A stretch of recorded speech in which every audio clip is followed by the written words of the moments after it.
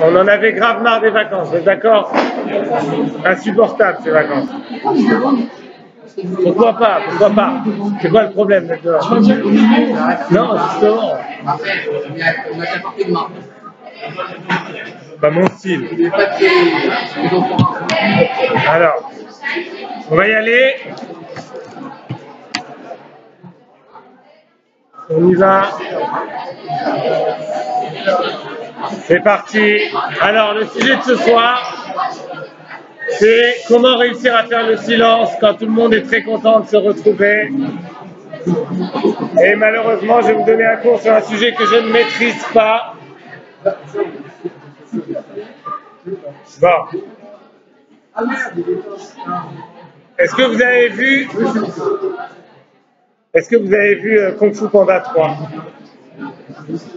Non, Po il dit tu jacasses. Alors, on peut commencer, c'est génial.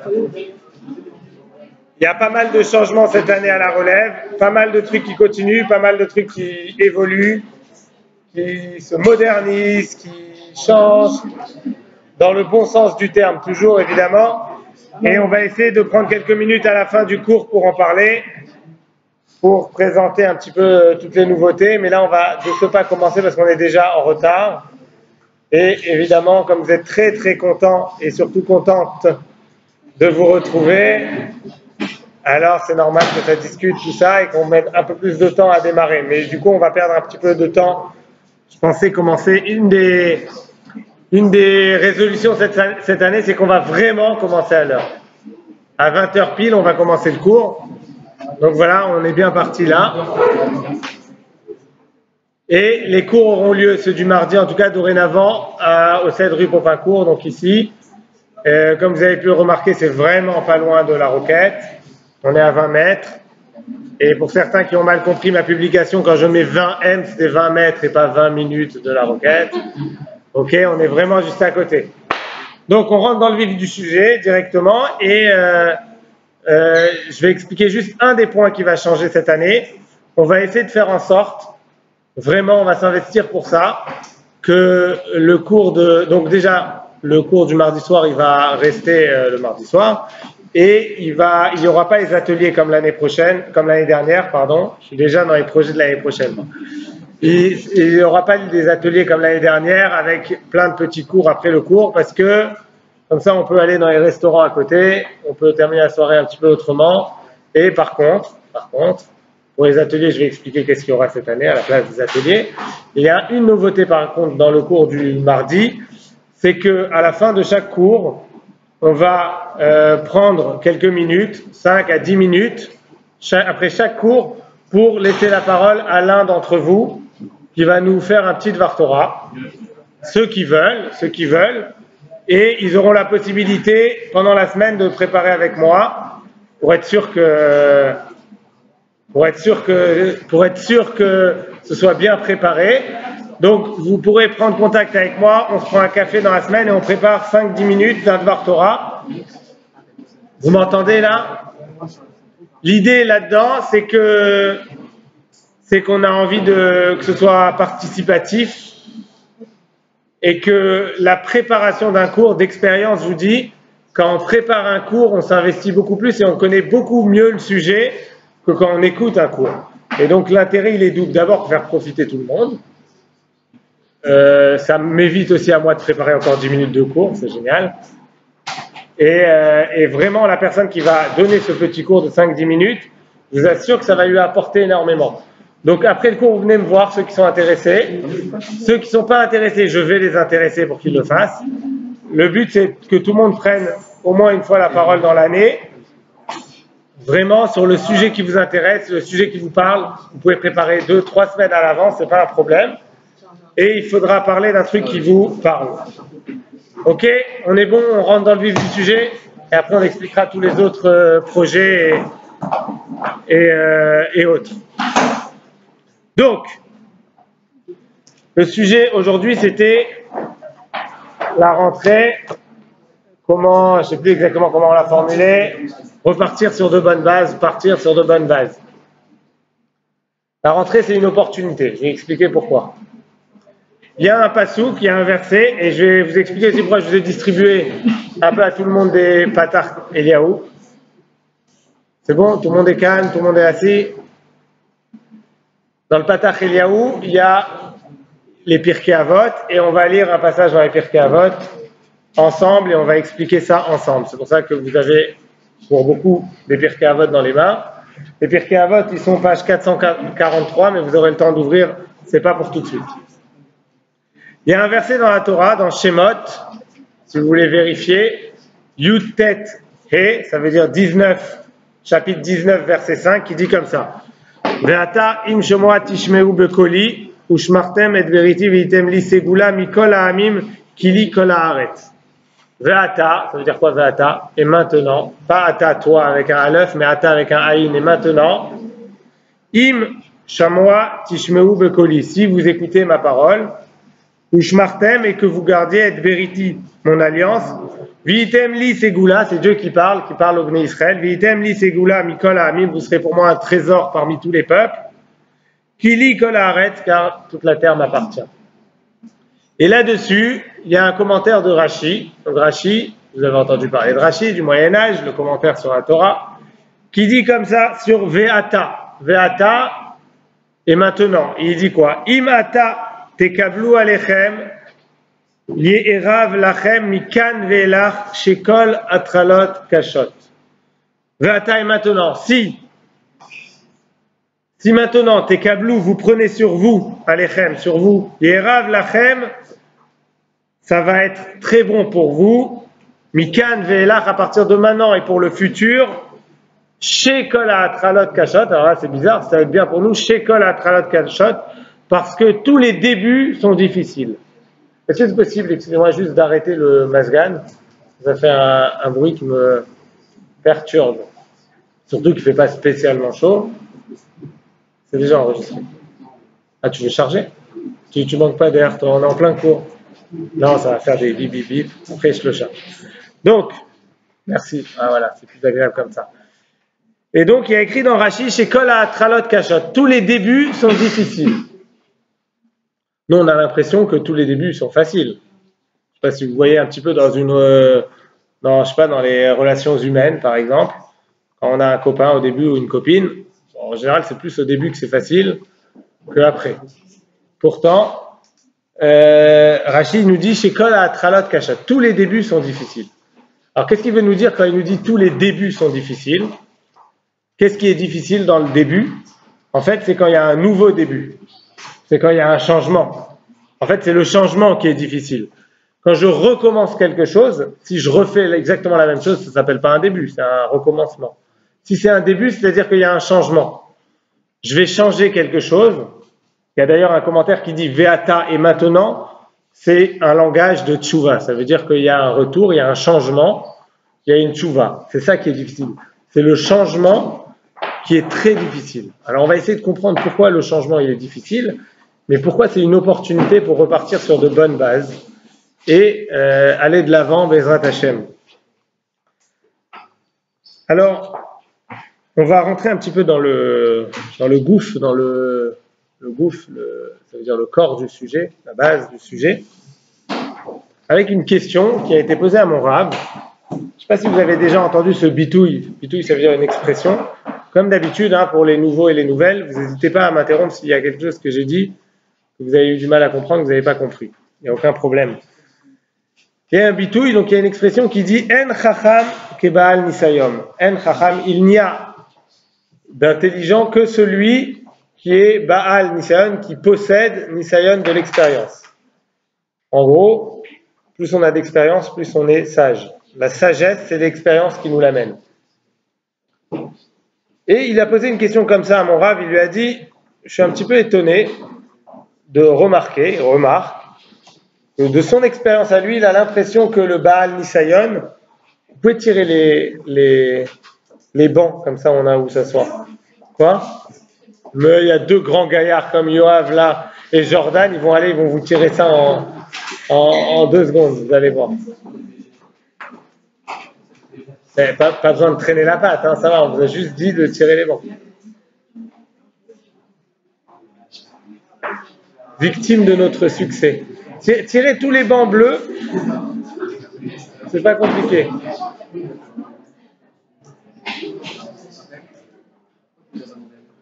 Quoi? J'étais plus près. Et plus costaud. Plus Alors, costaud. c'était la première lecture. Razak, c'est bon, c'est bon. Juste histoire de s'asseoir. Ah, pas besoin de passage. Non, et les autres? Mais tous, vous les tirez, les 3 bancs bleus. C'est hyper facile. Bon. Donc, quoi? Je peux aller aider. Désolé pour ceux qui sont sur Facebook et qui attendent, c'est juste qu'on n'a pas de place, alors on tire des bancs. Ouais, je suis en direct sur Facebook. Voilà, Khazak, merci. Tu vois, c'est pas si lourd que ça pour 2 grands gaillards. Donc, En Chacham Kebal Nisayon, il n'y a de sage, d'intelligence que celui qui a de l'expérience. Et donc, il pose cette question à mon Rav, il dit, j'ai l'impression, je remarque, que ça marche que dans les sujets matériels, ça. En spirituel, lorsqu'on veut avancer dans la Avodat Hashem, lorsqu'on veut avancer vers Hashem, lorsqu'on veut avancer dans la religion, eh ben, ça marche pas du tout comme ça. Et il donne un exemple, il lui dit comme ça. Regarde, quelqu'un qui veut apprendre le vélo. Bon, ça c'est matériel, il va apprendre le vélo, un enfant il apprend le vélo. C'est naturel qu'il se casse la figure plusieurs fois. Mais à la fin, qu'est-ce qu'il retient de son expérience? Il a appris à faire du vélo, il kiffe. Il se rappelle ou pas un petit peu qu'il s'est cassé la figure plein de fois. Mais il kiffe quand même. Même quand il s'est cassé, c'est des bons souvenirs parce que c'était le moment où il a appris à faire du vélo. D'ailleurs, moi, je sais que je me suis cassé la gueule plein de fois quand j'ai fait du vélo et je me rappelle absolument pas. Par contre, je me rappelle quand j'ai commencé à faire du vélo. C'est agréable, tu te sens libre. D'un coup, tu vas beaucoup plus vite et c'est sur 2 roues, on a enlevé les 2 petites roues derrière, c'est génial. Et donc, dans les choses matérielles, on a l'impression que En Chacham Kebal Nisayon, ça veut dire que oui, j'apprends par l'expérience et je vis ça bien, il n'y a pas de problème. Et dans les choses spirituelles, alors c'est ce que lui dit, hein, dans les choses spirituelles, celui qui pose cette question à mon Rav, ça ne se passe pas comme ça, c'est plus compliqué. Il prend un exemple, il dit regarde, je sais pas, je vais vous prendre un autre exemple parce que celui-là il va pas nous parler. Imaginons, voilà, vous êtes après le cours, vous avez pris la décision, j'ai fait un cours génial, vous devez imaginer, hein, j'ai fait un cours génial sur le Lashon Hara, à quel point il ne faut pas dire du Lashon Hara. Okay, pour ceux qui ne savent pas, on ne dit pas du Shon Hara, on dit du Lashon Hara, parce que le mot c'est Lashon, c'est-à-dire la langue Hara du mal. Ok, donc, que c'est pas bien. Et donc vous avez pris la décision, ça y est, là il faut que j'arrête, ça fait des dégâts, c'est pas bien, c'est vraiment mauvais. Si vous avez écouté mon cours sur Lashon Hara, vous avez compris que c'est mauvais pour vous, pas forcément pour l'autre personne. On apprend à voir les choses de manière négative, etc. Donc on vit de manière négative, sans rentrer dans les détails du Lashon Hara. Et donc vous avez pris cette décision, ça y est, Lashon Hara, fait, fini. Et mais après le cours, c'est sympathique, on s'assoit, et vous voyez 2 copines là-bas, vous voyez qu'elles sont en train de discuter, en train de ricaner, et vous vous dites, celles 2-là, pas besoin, donc il ne faut pas que je m'approche. Et donc vous asseyez exprès à l'autre bout. Et vous dites, il faut que je me concentre, il faut que je discute avec quelqu'un. Et vous commencez à discuter avec quelqu'un, et qu'est-ce qu'elles peuvent bien dire? Ah, elles ont rigolé là, et elles regardent. Non, il faut que je leur dise que celle-là, elle est sympa. Non, non, non, j'ai dit pas de Lashon Hara, il ne faut pas que je m'approche, etc., etc. Et plus vous êtes en train de vous convaincre que c'est pas bien de vous approcher, plus vous en avez envie. Et plus vous vous approchez du moment de la jvira, ça s'appelle en hébreu de la brisure, où là vous allez vous dire, bon, après je vous expliquerai comment vous allez vous, on va se trouver des excuses pour y aller finalement, mais a priori, c'est comme ça qu'il pose la question à mon Rav, a priori dans les côtés spirituels ça marche pas, j'ai pas de plus, même une fois j'ai tenu, je suis pas allé, la fois d'après ça me paraît encore plus dur. La fois d'après, c'est encore plus dur de tenir. C'est pas logique. Si une fois j'ai l'expérience que j'ai réussi à le faire, eh ben la fois d'après, ça devrait être un peu plus facile. Et la fois d'après, encore un peu plus facile. Et celle d'après, encore un peu plus facile. Pourquoi? Dans certains cas, alors cette personne qui pose la question, il a l'impression que dans le côté matériel, ça devient de plus en plus facile, et dans le côté spirituel, c'est de plus en plus dur. Ok, c'est comme ça qu'il pose la question. C'est une erreur. C'est pas vrai. Mais c'est vrai que des fois, on a l'impression que ça devient de plus en plus dur. Et des fois, Zéover Bekalut, ça veut dire ça passe facilement, c'est un kiff, comme quand on apprend le vélo. Alors il a raison. il n'a pas raison dans la Hagdara, que c'est sur le côté matériel, sur le côté spirituel, mais il a raison que des fois, ça passe crème, et des fois, c'est très dur. Et des fois, plus on avance, et plus c'est difficile. Et c'est pas logique. A priori, plus j'apprends, plus j'ai du nisayon, plus j'ai de l'expérience, comment être mitmoded, ça veut dire comment être mitmoded, comment on dit en français, me mesurer, ouais.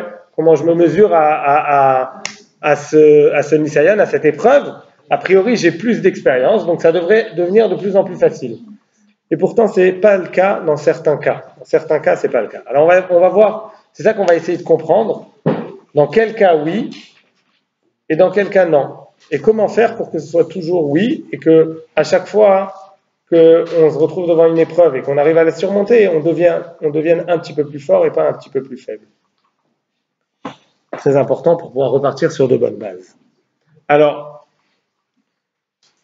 en fait, lorsque un être humain il est confronté à une épreuve, ou lorsqu'il va devoir faire le choix, lorsqu'il va devoir avoir un choix, la Bechira, le libre arbitre, choisir entre une chose et une autre, lorsqu'il est confronté devant une hitmodedut, il doit se confronter à quelque chose, il a un dilemme et il va prendre une décision. En fait, il vit deux expériences. Et ce sont deux expériences, et c'est très important d'enregistrer ça, c'est la base de la Aliyah, c'est la base de la Aliyah, pas la Aliyah vers Israël, mais la Aliyah spirituelle, ok? C'est la base de repartir sur des bonnes bases, c'est de comprendre que quand on est confronté à quelque chose, on vit deux expériences. Et ce sont deux expériences qui sont les contradictoires l'une et l'autre. Et c'est connu, c'est évident, qu'on ne peut pas garder à l'intérieur de soi une contradiction. On ne peut pas vivre une contradiction. Et donc il y a une seule des deux expériences qu'on va être mafnim, ça s'appelle qu'on va intérioriser. Quelles sont ces deux expériences? Avant d'expliquer les deux expériences qui sont contradictoires, je vais juste prendre un autre exemple qui n'est pas justement spirituel pour voir que dans certains cas aussi c'est de plus en plus dur. J'ai sauté cette étape, c'est dommage. Je disais, des fois on se retrouve, alors je vous ai donné l'exemple du Lachon Hara, on va voir comment arrive la brisure. Et un autre exemple que j'aime bien donner, alors mesdames, pas de vexation s'il vous plaît, c'est vrai pour les mecs aussi, c'est juste un exemple sur le régime, mais bon, c'est vrai pour tout le monde. Tout de suite les clichés. Imaginons que quelqu'un a dit, quelqu'un qui a mangé un petit peu trop, il rentre pas dans son costume. Ok? Alors il se dit, purée, je l'ai payé hyper cher, il faut que je rentre dans mon costume. Donc à partir de maintenant, j'ai décidé régime. Alors je vais faire ça, je vais faire ça, je vais faire ça. Ok, toutes les décisions carrées comme il faut. Et à peine j'ai fini de décider, j'arrive et je dis donc, j'ouvre le frigo pour voir carottes, courgettes, qu'est-ce que je peux manger. Qu'est-ce qu'ils ont fait mes parents? Ils ont acheté un gâteau de malade mental. Celui que je préfère. Pour me faire plaisir en plus. Ils ne savaient pas que... Non, mais laisse tomber le gâteau. J'ai dit que non, c'est non. Donc, je vais prendre la carotte, je vais me la couper. Et je me mange la bonne carotte. Ok. Et je vais m'asseoir. Et là, qu'est-ce que je me dis? J'essaye de me concentrer quand je mangeais encore ces gâteaux, à quel point c'était bon. C'était bon ce gâteau. J'arrive plus vraiment à me rappeler le goût. Tellement j'ai le goût de la carotte, j'arrive plus trop à me rappeler. Peut-être que je vais juste goûter pour me rappeler le goût parce que, etc. Et non, j'ai dit que non, alors non. Et là, non, tac, je fais un truc, je me casse la maison, comme ça je suis tranquille. Et je reviens un peu plus tard et il y a maman qui me dit, t'as pas mangé le gâteau qu'on t'a acheté? Non, maman, je suis au régime maintenant. Ah, t'es au régime, ah d'accord, pardon. Alors je vais le manger moi. Attends. C'est de plus en plus dur. Pourquoi c'est de plus en plus dur? Ça devrait être... Ça y est, j'ai réussi à...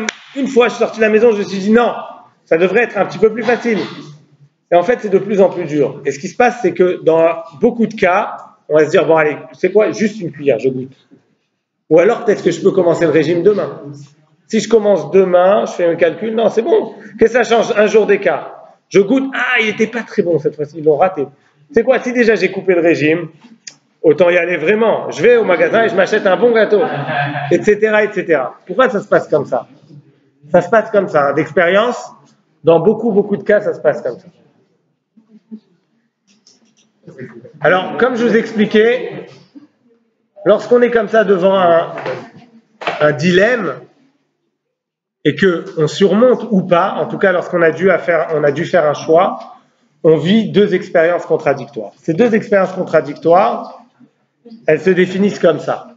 La première expérience, c'est l'Aïd Gabrout. L'Aïd Gabrout, ça veut dire quoi? Ça veut dire surmonter. Première expérience, c'est le fait d'essayer, en tout cas, de fournir l'effort pour surmonter le dilemme.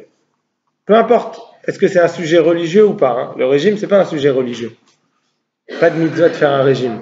D'Afka, en général, il y a une mitzvah de ne pas faire un régime, dans beaucoup de cas en tout cas. Mais j'ai un truc, je dois surmonter un truc. Première expérience, c'est est-ce que je vais le surmonter ou pas? Je fournis. Combien je vais fournir d'efforts pour le surmonter? Quel schmouss, quel moussard, quelle morale je vais me raconter à l'intérieur de ma tête pour dire il ne faut pas que j'y aille, il faut pas que j'y aille, ou il faut que j'y aille, il faut que j'y aille. Ça, c'est l'Aïd Gabrout. L'Aïd Gabrout, ça vient de Gibor, d'être fort. Est-ce que je vais réussir à être fort ou pas? La deuxième expérience, qui est très naturelle, c'est là, oh là là, qu'est-ce que je rate. Truc de malade ce gâteau. Pour le régime. Pour autre chose, ça va être autre chose. Mais c'est le qu'est-ce que je rate. À quel point ça m'en coûte l'effort que je suis en train de faire. Donc j'ai deux expériences qui sont contradictoires. Je ne peux pas en même temps être très content de l'effort que j'ai fourni et en même temps me dire oh purée, qu'est-ce que je rate. Il y a une des deux qu'on va être mafnim, qu'on va intérioriser. Dans le cas du vélo, je reprends l'exemple du vélo, je me suis cassé la figure plein de fois quand j'étais enfant. Vélo. Vous pouvez prendre n'importe quelle chose que vous avez apprise, qui vous a coûté, sur lequel vous êtes content que vous avez réussi. Alors je prends l'exemple du vélo, mais vous pouvez après me proposer d'autres exemples, on va l'analyser ensemble avec ces deux expériences contradictoires. Le vélo, c'est vrai que je me suis fait mal, je suis tombé, je me suis écorché, mais on m'a dit c'est comme ça qu'on apprend. C'est vrai, c'est comme ça qu'on apprend. Vous pouvez, je sais pas, on peut pas apprendre le vélo par correspondance. On peut pas se dire, je vais apprendre exactement comment je dois me tenir et je vais faire 2 heures de leçon à l'oral et on va m'expliquer, je vais voir quelqu'un le faire et à la fin je vais savoir faire du vélo direct sans me casser la figure. Ça n'existe pas. Tu es obligé de te casser la figure avant de réussir à faire du vélo. Tu n'es pas obligé de te faire mal, tu peux te rattraper, etc. Mais forcément, tu es obligé d'avoir de l'expérience pour réussir. Et donc, comme j'ai hyper envie de faire du vélo, comme j'ai hyper envie d'apprendre, eh ben, l'expérience, je me casse la figure, elle est beaucoup moins importante que l'expérience Aïd Gabrout, j'ai pris sur moi, j'ai fait l'effort et je vais réussir. Et si je n'ai pas réussi là, je vais réussir demain. Et si je ne vais pas réussir demain, je vais réussir après-demain, c'est pas grave. Je vais peut-être réussir dans une semaine. Mais l'effort que je fournis, pas lié à la réussite, attention, pas lié à la réussite. L'effort, il me fait plaisir. Parce que je sais que je vais l'ikrat quelque chose, je vais vers quelque chose. Et c'est un truc que moi j'ai décidé. Je décide d'aller vers ça. Donc j'en ai envie. Et plus j'ai le ratson, plus j'en ai envie, plus j'ai la volonté de cette chose-là, plus l'expérience Aïd Gabrout, elle va prendre le pas sur l'expérience purée, qu'est-ce que ça me coûte? Inversement proportionnel dans l'autre sens. Quand j'ai pas vraiment envie, quand j'ai pas vraiment compris l'importance de l'effort que je vais fournir, le côté purée, qu'est-ce que ça me coûte, il prend le pas sur le côté expérience, sur le côté Aïd Gabrout. Et s'il prend le pas sur le côté Aïd Gabrout, c'est ça que je suis mafnim, c'est ça que j'intériorise, et c'est ça que je me rappelle. Et du coup, ça me coûte, et ça me coûte encore un peu, et ça me coûte encore plus. Ça va être encore plus dur, et plus j'avance, plus ça va être dur. Et bizarrement, on arrive à des constats comme ça, que je me suis retenu une fois, je me suis retenu 2 fois, 3 fois, 4 fois, et finalement, je ne deviens pas Baal Nisayon, je ne deviens pas plus expérimenté, au contraire, je me rapproche du moment de la brisure. Dans le cas du Lachon Hara, par exemple, si je suis assis Et je dis, purée, qu'est-ce qu'elles peuvent raconter? Elle regarde l'autre là-bas, elle rigole. Non, il ne faut pas que j'y aille, il ne faut pas que j'y aille. Mais d'un autre côté, si elles disent du mal sur elle, moi je la connais bien, elle est gentille cette fille, il faut que je rétablisse la vérité. Non, non, mais je ne peux pas, il ne faut pas que j'y aille. Etc., etc., jusqu'à ce que je me dise, non, en fait, peut-être qu'ils savent quelque chose sur celle-là, et je sais qu'elle sort avec lui. Et si je ne lui dis pas à lui, ben, peut-être il se retrouve à elle. Non, donc c'est pour son bien à lui, donc je vais aller écouter. Et finalement, je vais, oh purée, attends, je peux vous rajouter une couche sur celle-là, je la connais bien. Ouais, c'est comme ça que je me rapproche. Après, je me trouve toujours des tiroutines, c'est-à-dire des excuses. Ça n'existe pas que quelqu'un il fasse quelque chose de négatif en se disant, bon allez maintenant, je vais me faire une bonne couche de quelque chose de mauvais. On se trouve toujours des explications pourquoi dans ce cas-là, c'était pas si grave que ça. Ok, c'est pas le sujet maintenant. Mais en tout cas, plus j'arriverai à comprendre l'importance de la chose, et on va essayer de passer un moment là-dessus, plus j'arriverai à comprendre, pas forcément sur le Lachon Hara, en général, l'importance de l'Aïd Gabrout, l'importance de l'effort. Plus j'arrive à comprendre cette importance de l'effort, plus je vais le vivre avec kiff, l'effort. L'effort, je vais le vivre avec kiff. Et donc, ça sera l'expérience de l'Aïd Gabrout qui va prendre le pas sur l'autre expérience contradictoire qui est le « oh purée, combien ça m'en coûte de devoir faire ça ». Alors, c'est pour ça que je vais vous demander d'ouvrir le livre on a distribué, s'il y en a d'autres là, des Patach Eliyahu ou d'autres livres, ou n'importe qui a un iPhone ou un Samsung ou n'importe quel téléphone, il peut télécharger l'application Ouvler Techa Vaderer, c'est un petit bonhomme vert qui avance. C'est une application gratuite et vous avez dessus toute la Torah, et donc vous pouvez très rapidement trouver Pirkei Avot à la page 443 dans le Patach Eliyahu. 443.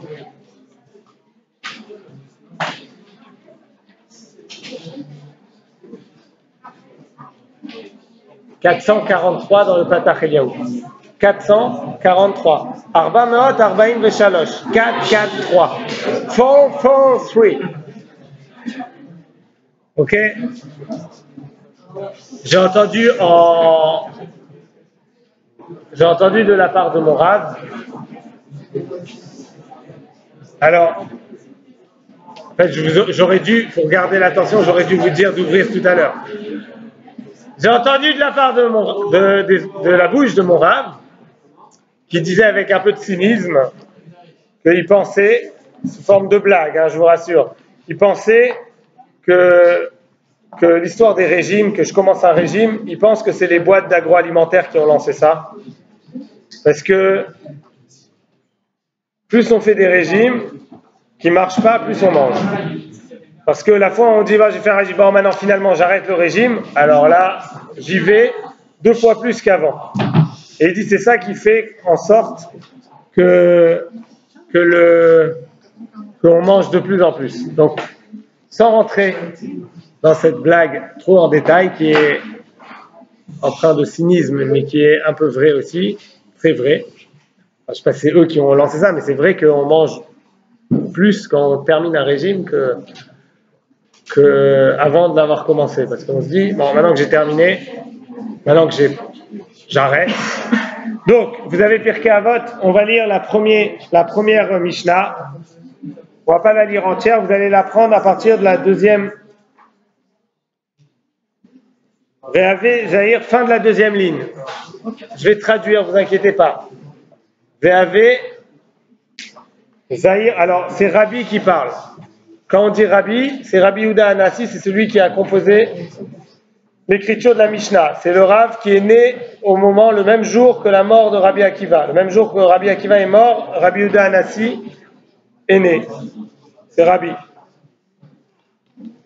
Ave Zahir be mitzvah kala kevachamura.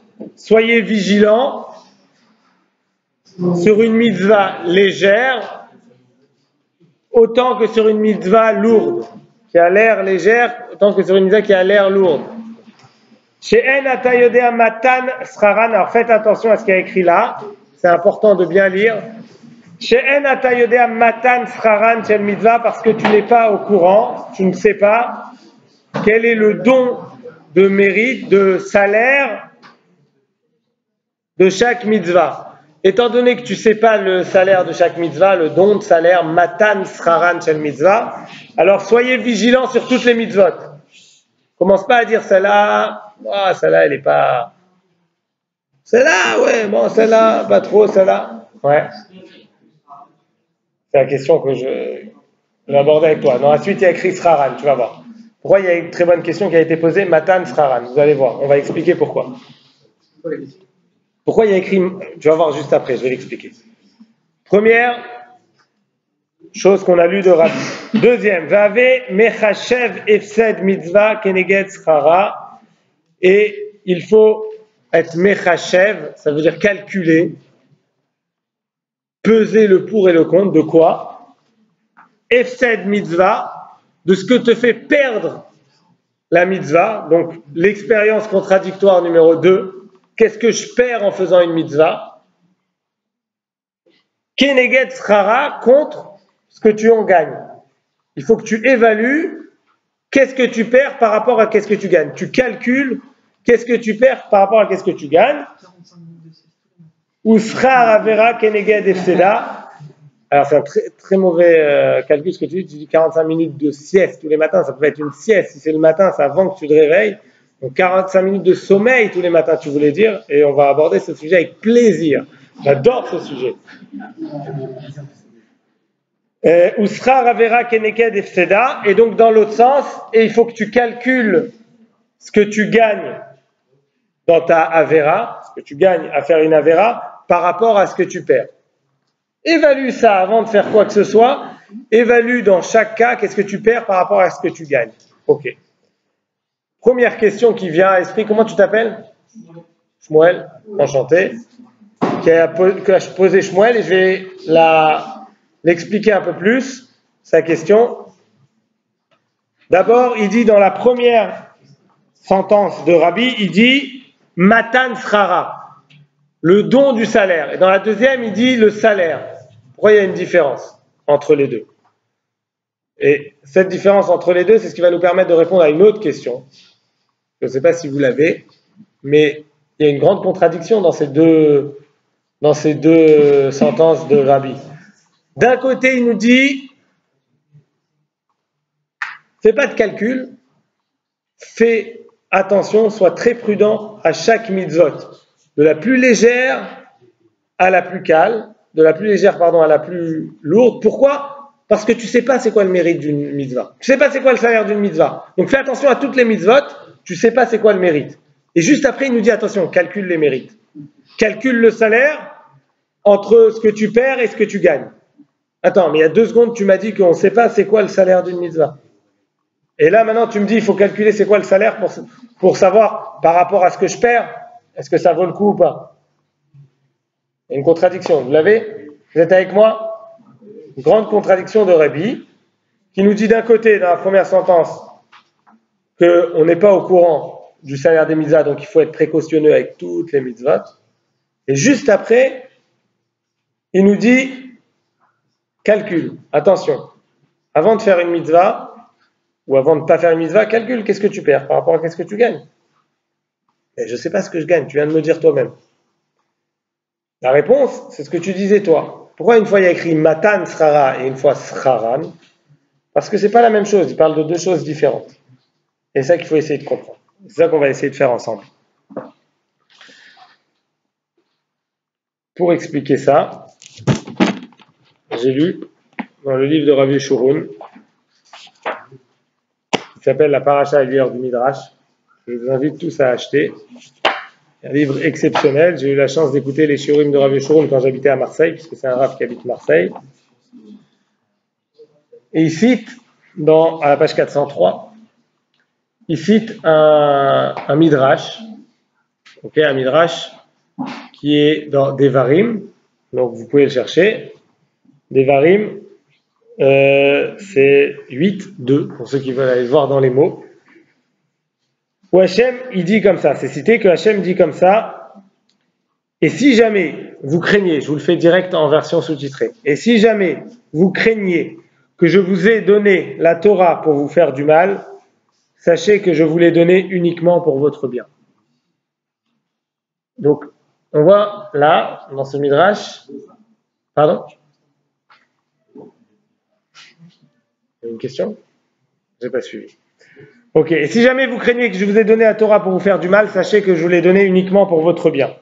Après la suite, car les anges au service sont désireux de la Torah, mais elle est restée cachée d'eux, comme c'est écrit, etc.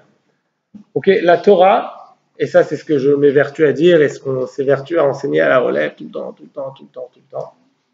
Ouais, la Torah, c'est pas un code de vie pour réussir sa mort. C'est pas ça. C'est pas un code pour savoir comment tu vas faire pour le mieux réussir ta mort et qu'après, tu reçois des compensations de tout ce que tu as galéré sur terre. C'est pas ça la Torah. Ça, c'est autre chose. Je sais pas si c'est du christianisme ou même pas. En tout cas, c'est pas de la Torah. C'est absolument pas de la Torah. Quoi? J'ai raté une blague. Bon, c'est pas très grave. Je me la referai après. Ok, ça c'est pas la Torah. Il y a écrit là, Hachem il nous dit, c'est un code de loi, c'est un code de commandement pour t'apprendre à réussir ta vie.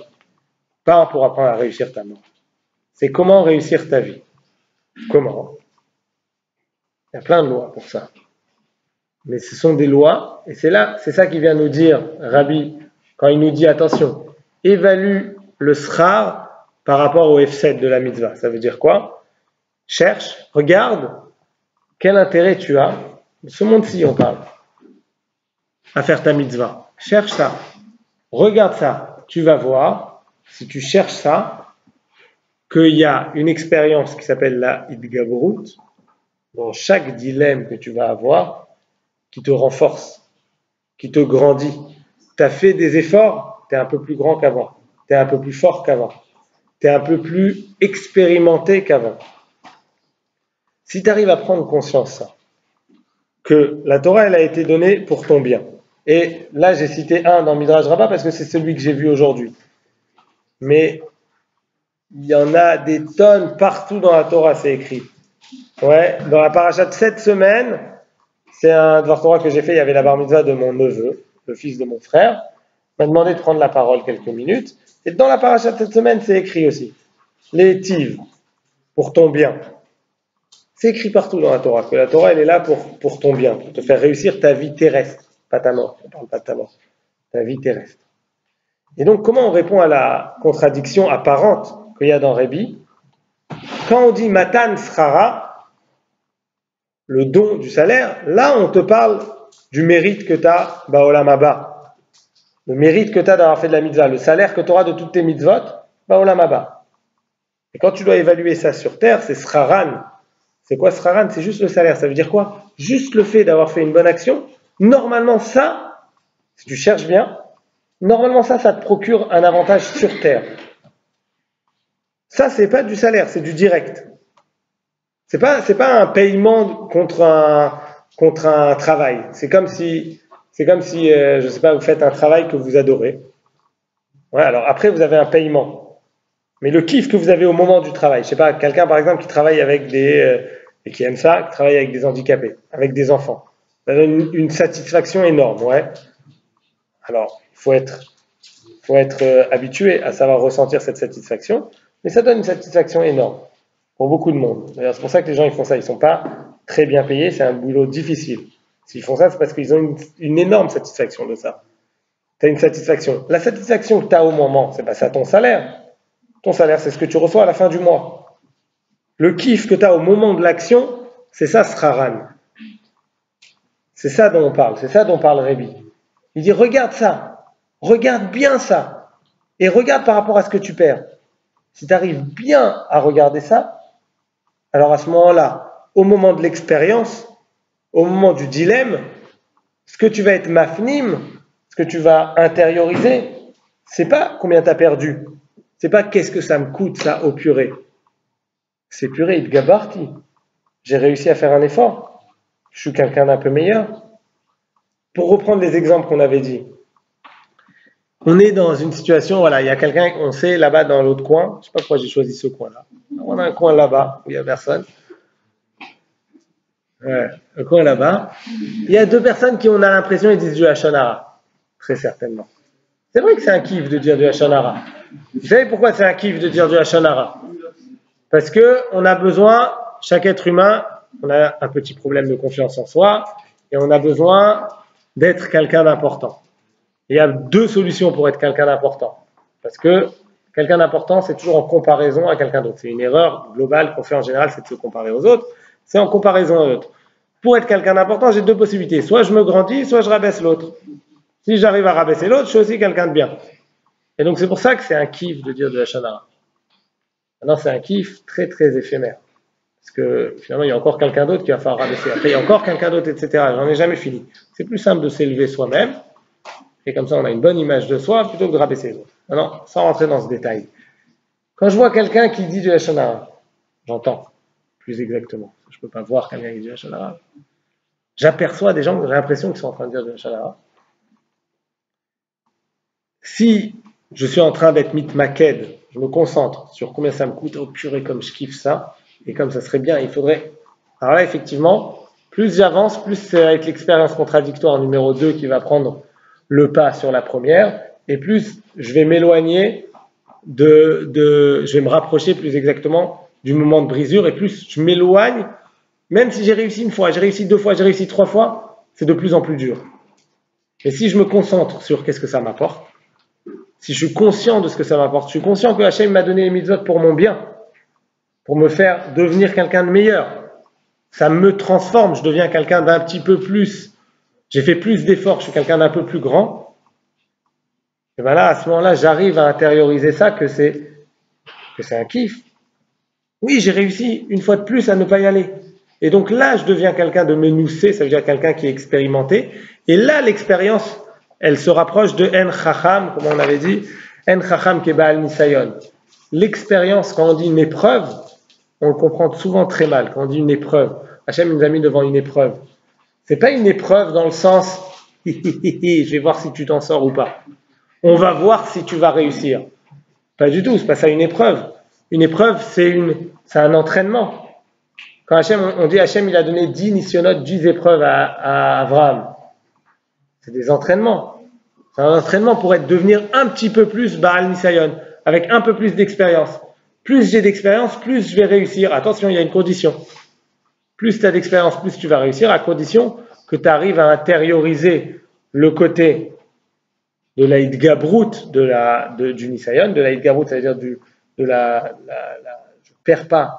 perds pas de cet effort comment je cherche un mot en français, je perds pas je trouve plus l'expression, j'ai une expression en français, peu importe.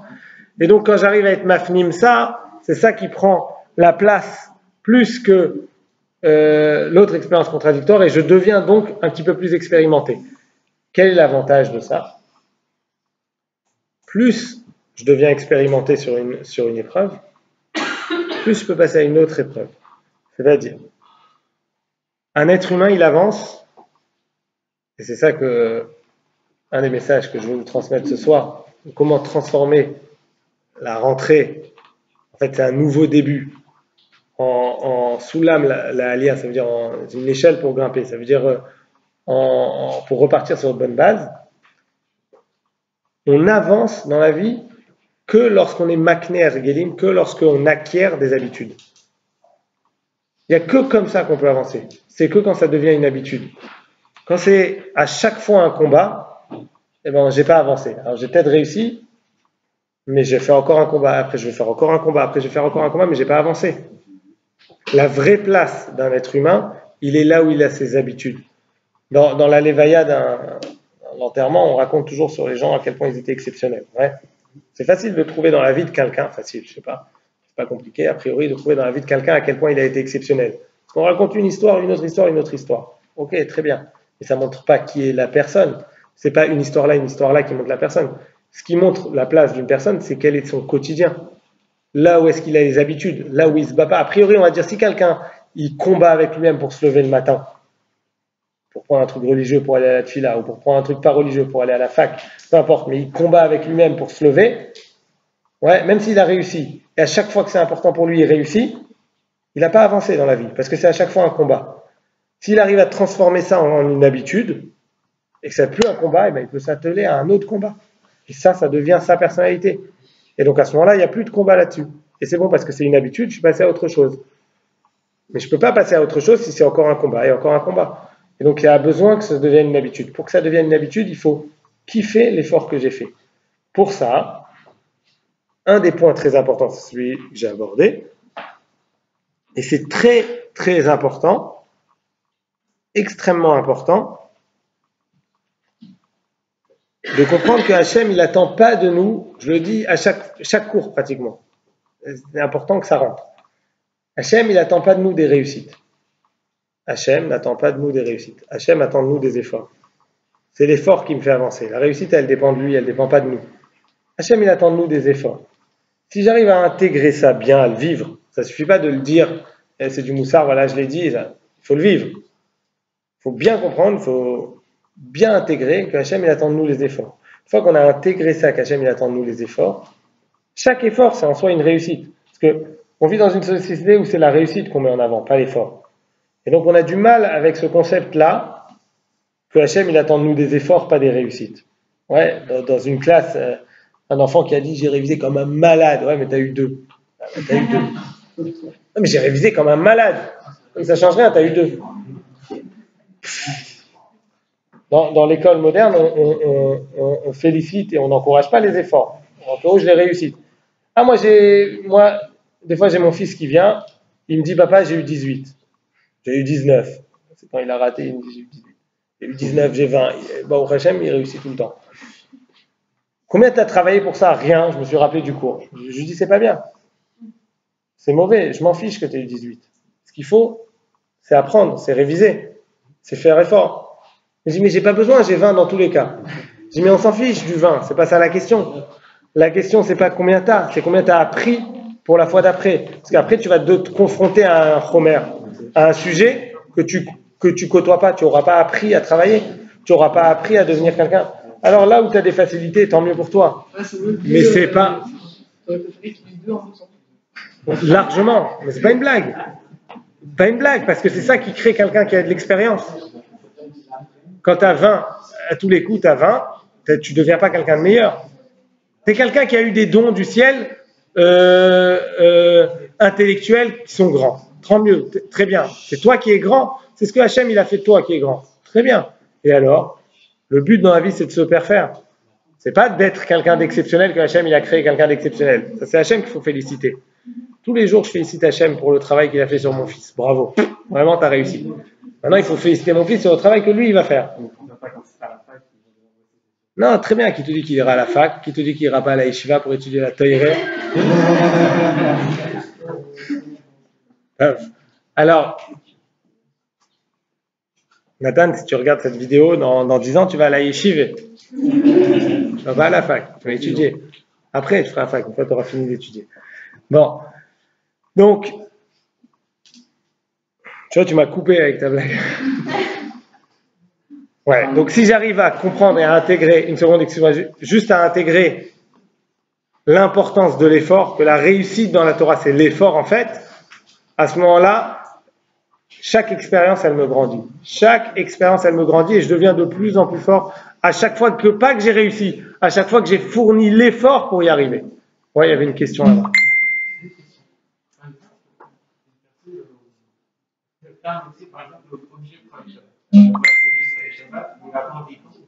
Et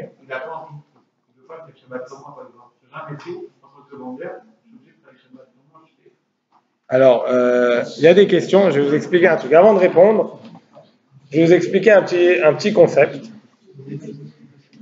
Quand vous avez des questions, maintenant il l'a déjà posé. Quand vous avez des questions qui sont personnelles, ce n'est pas une question piège du tout. Quand vous avez des questions personnelles, alors il faut pourquoi je ne peux pas répondre en public à des questions personnelles? Pourquoi c'est très dur? Parce que il y a des réponses. Comment tu t'appelles? Ruben. Je ne connais pas Ruben. Pour répondre à cette question, alors là je vais le dire clairement, il faut changer de métier. Là c'est facile. Je dois changer de métier. Mais comme je ne connais pas Ruben, je ne sais pas combien c'est difficile pour lui de changer de métier. Donc il y a des réponses qui peuvent correspondre à lui et pas à tout le monde. Donc quand c'est des questions personnelles, je vous en prie, venez me les poser personnellement, il n'y a pas de problème. Quand vous n'avez pas compris un cours, ou vous avez... Et ça ne marche pas le truc de dire j'ai un copain qui... Et donc, ça...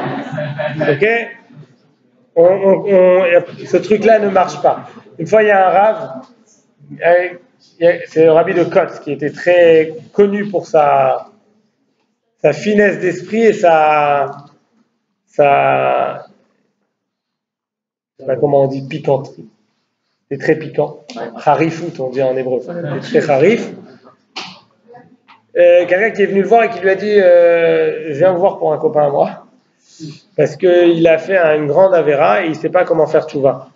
Donc il m'a demandé de venir vous voir, il a honte, pour vous demander conseil, comment faire pour faire tchouva. Il lui a dit ton copain c'est un fauteur, mais c'est un imbécile aussi. Je sais pourquoi vous dites c'est un imbécile. Il dit parce qu'il aurait pu venir lui et me dire que c'est pour un copain à lui. Pourquoi il t'envoie toi? C'est violent. Il a bien fait comprendre que... Bon, bref, donc ça marche pas ce truc. Mais donc, comme vous avez des questions privées, il n'y a pas de problème. Après, on va s'intéresser à ton cas en particulier, ensemble, et on va te trouver un job, il n'y a aucun problème.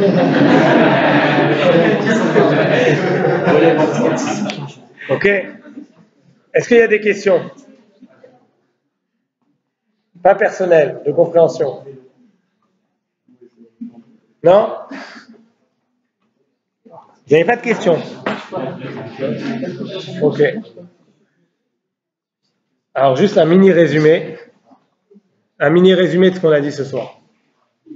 Ça prend 2 minutes. C'est aussi une des décisions de cette année. On va terminer chaque cours par un petit résumé. Comme ça, si quelqu'un n'a pas les nerfs de regarder 1 heure de cours, il va à la fin du cours, il regarde les 5 dernières minutes. Et après, ça va vite, parce que tu as raconté des blagues. Alors... Elles sont passées les personnes. Ouais. Lorsqu'on est confronté à un dilemme, lorsqu'on a un choix à faire, encore une fois, dans la Torah ou pas, a priori l'expérience qu'on a à faire le choix, elle nous confronte à 2 expériences contradictoires qui ne peuvent pas tenir à l'intérieur de nous-mêmes conjointement, les deux. Il y a forcément une des deux qui éjecte et une des deux qu'on garde. Ces deux expériences, c'est la hitgabrut qu'on a au moment du dilemme. Est-ce que je vais fournir l'effort pour résister ou pas? Que j'ai réussi ou pas, hein. L'effort que j'ai fourni, c'est la hitgabrut. Est-ce que je vais aller dans le frigidaire voir le gâteau juste pour le voir, juste pour le sentir ou pas? La hitgabrut, est-ce que j'y vais ou j'y vais pas? Combien je réussis à me freiner? Et l'autre expérience contradictoire, c'est comment on appelle ça,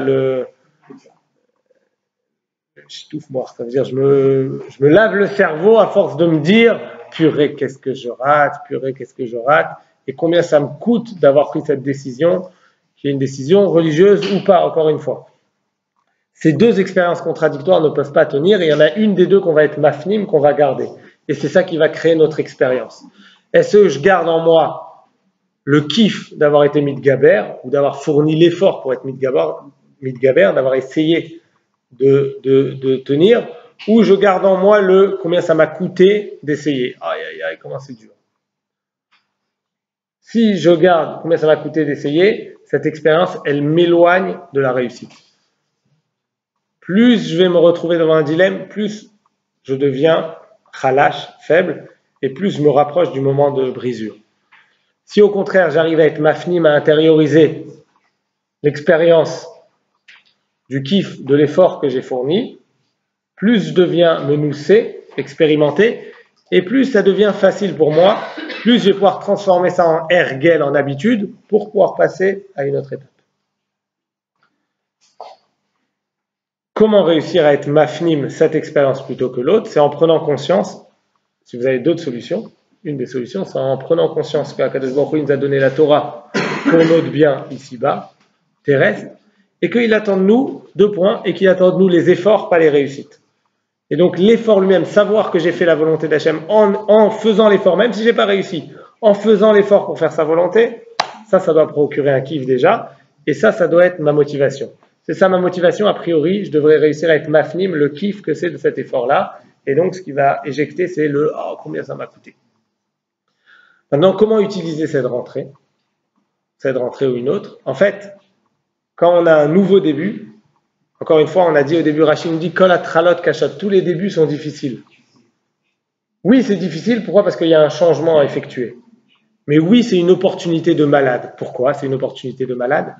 Parce que tant qu'on n'est pas dans le changement, on est dans ce qu'on appelle un Mishlav Itnaagut, je vous en ai déjà parlé, mais il y a un autre mot, un modèle Itnaagut, ça veut dire un modèle de fonctionnement. Je suis dans mon modèle de fonctionnement, je marche là-dedans, c'est facile pour moi, c'est quelque chose de naturel, c'est mes habitudes. Sortir de ce modèle de fonctionnement, c'est très dur. C'est ça Kol hatralot kashot. Mais j'ai une opportunité. Quelle opportunité? C'est un nouveau début. Chaque nouveau début, c'est une opportunité de se dire, voilà, je ne suis plus dans ce modèle-là de fonctionnement. Bon, maintenant, c'est une nouvelle année. Ah, ça y est, maintenant, j'ai mon anniversaire. Ah, maintenant, pourquoi on prend les décisions à la nouvelle année? On prend les décisions. Pourquoi? Parce qu'on sent qu'il y a un changement. Il y a quelque chose qui a changé dans la vira, dans l'ambiance, dans les dates, je suis quelqu'un d'autre. Donc, je peux utiliser ça comme moteur. C'est une opportunité pour changer.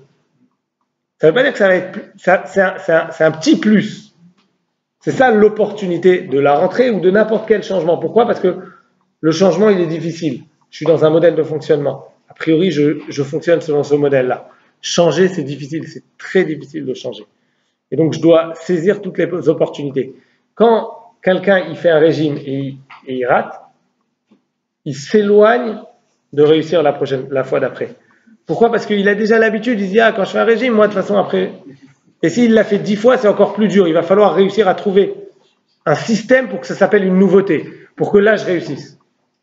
La rentrée, c'est un des moyens, mais il y a plein d'opportunités comme ça. Il faut se les créer, sinon, les opportunités, que c'est un changement.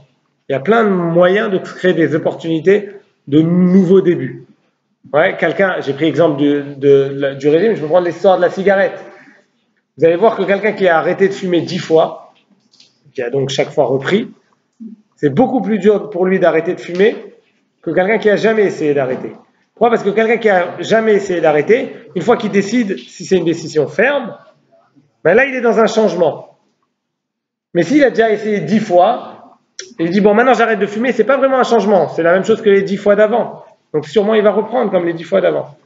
Donc il faut qu'il y ait un changement, il faut qu'il y ait une opportunité de nouveauté pour se retrouver dans cette opportunité de se dire là maintenant il y a un changement, c'est un réel changement et je vais saisir la chance pour que je me concentre sur ces opportunités, je me concentre sur le fait que ce que Hachem m'a donné c'est pour mon bien et que je dois me concentrer sur l'effort, etc., etc. Et grâce à ça, Bezrat Hachem, nous allons tous pouvoir aborder le mois de Elul dans les meilleures conditions qui soient et aborder cette rentrée sur de bonnes bases. Bonne soirée à tous.